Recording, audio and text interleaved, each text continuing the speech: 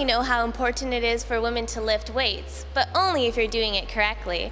Hi, I'm Veronica with WatchMojo.com, and today fitness expert Shelly McDonald shows us how to do it right. Is it ever too late to start lifting weights? Never. In fact, I have an 83-year-old client who is still banging off 30 push-ups. And you know, for a lot of the older aging adults, they really need it for bone density problems and postural problems and correctional problems that if they haven't been exercising all their life, they need to have strength to get through their everyday life. So for sure, any age, it's great. How do you avoid injury? Well, you have to warm up properly. That's one thing for sure. You have to figure out what your threshold is and the type of weight or the amount of weight that you're lifting. You don't want to go too heavy too fast. You don't want to use momentum. Most people don't need momentum. Momentum is for people who are training for sports or certain activities, but most of us should go at a nice slow pace that's controlled so that we don't have to throw it up, because remember, it's weight lifting.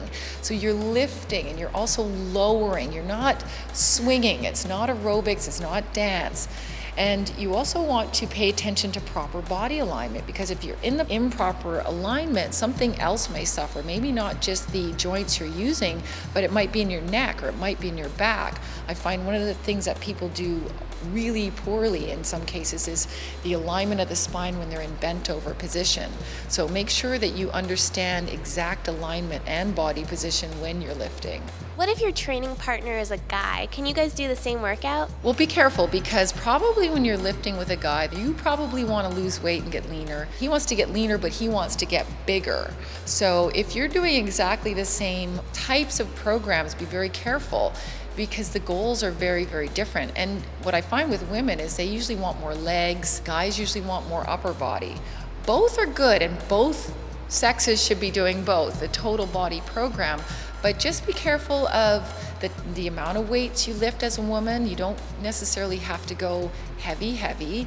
You want a resistance that's going to get you to overload. It's going to feel like you've done some work, but you don't necessarily want to do the very short reps. You don't want to do 6 to 8 reps and let's say 4 to 5 sets like your boyfriend. You might take the same exercise, which most exercises are good for everybody, and do it twice the amount, like more like 12 to 16, even up to 20.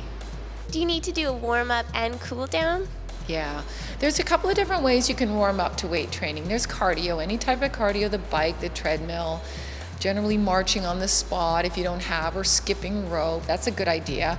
Otherwise, if you don't have that at your disposal, what you do is a light set. So whatever weight you're using, you cut it in half, and you do one set which is very, very light weights, and open up that range of motion so that at least the muscles are prepared for that full range of motion, and you're not going to tax them too fast and too hard. Adding weight is one way to change your routine, but is there anything else you can do? Tons.